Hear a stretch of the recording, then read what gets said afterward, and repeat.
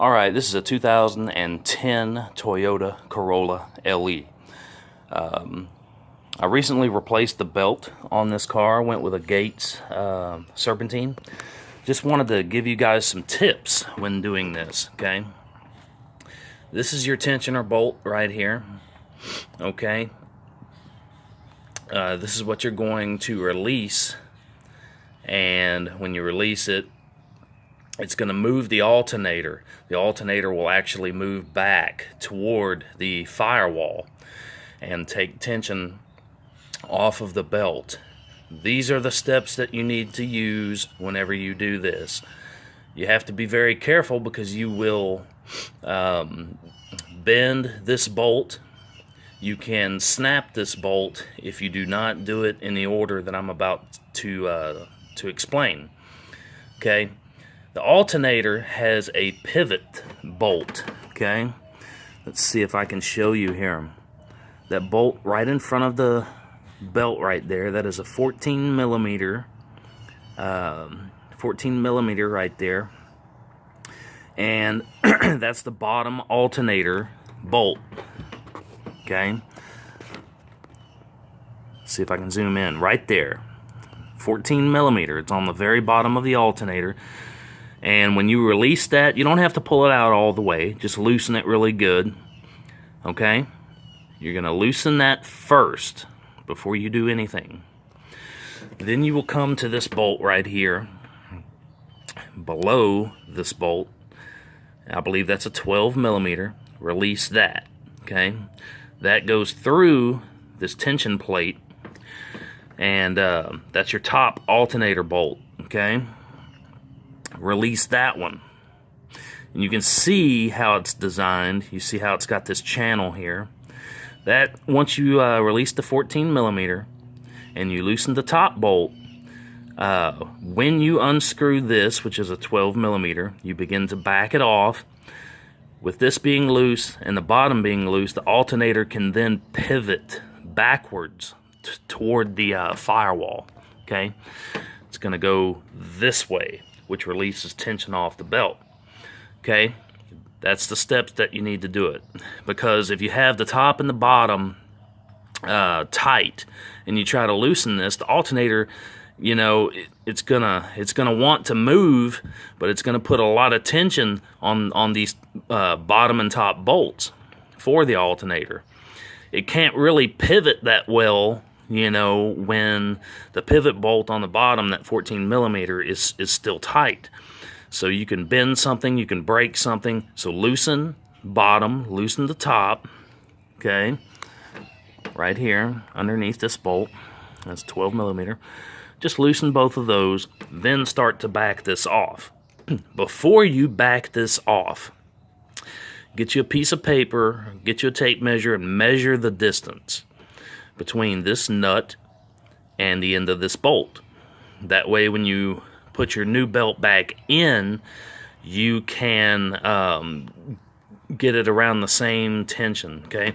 Now keep in mind, when you put a new belt in, your old belt's going to have a little bit of slack to it because it's older, it's been on for a while. It's going to have a slight bit of slack in it, I'm sure.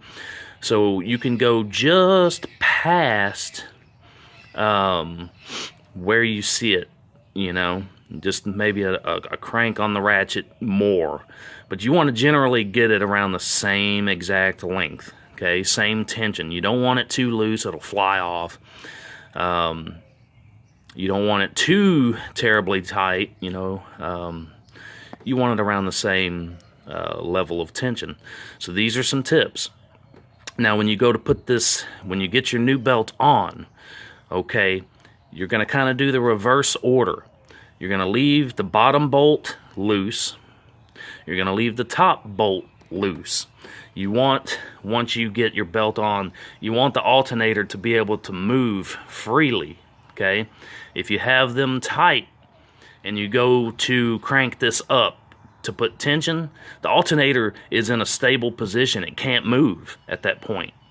Okay, and you're trying to crank this down, and it's not doing anything. All it's going to do is bend this bolt, and it's going to snap it because the alternator you're fighting yourself, because the alternator has to be able to move. When you tighten this, alternator does the opposite thing that I mentioned earlier. It's going to move backwards. It's going to put tension on that pulley, on the belt.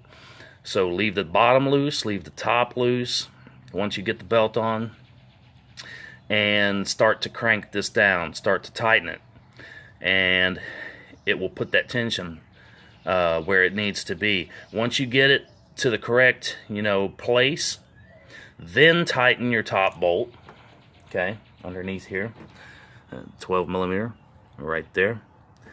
Tighten that one, tighten the bottom one, and you're set. So those are the steps. I just don't want anybody, to do this and snap this bolt, because then you'll have to go to the dealer. I'm sure this is a long bolt.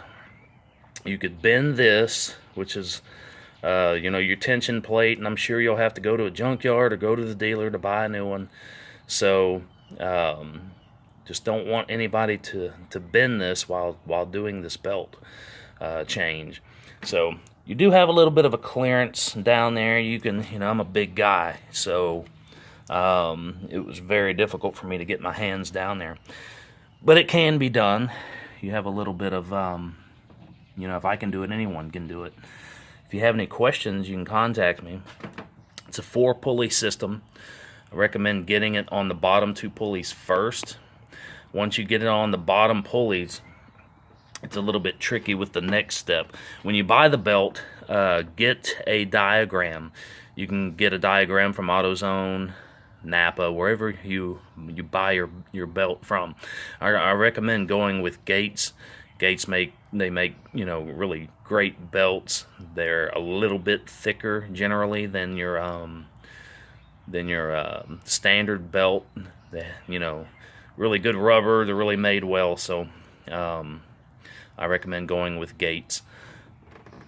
But if you have any further questions, contact me, comment, and I will help you to the best of my ability. It's very difficult to make a video on how to install, because there's very little room. I mean, you can talk about it, but there's very little room to show the belt actually going on. So just make sure you get a diagram. Make sure you have a whole lot of patience and a beer or two handy. You might need it. It can be tricky, but don't give up. The dealer, Toyota, wanted $200 to replace this belt. And I called them, I was just curious how much they would charge. That was literally insane. Meineke, places like that, they wanted around $100, which isn't too terrible. But the belt's like $22. You can do this yourself. Don't think that you can't. You can do it. So this is just some tips on how to replace the Serpantine belt. 2010, I think the 2009 is the same setup. Toyota Corolla LE. Alright, thank you guys for watching. Subscribe to my channel, Spirit Walker 79, and like this video if you find it helpful.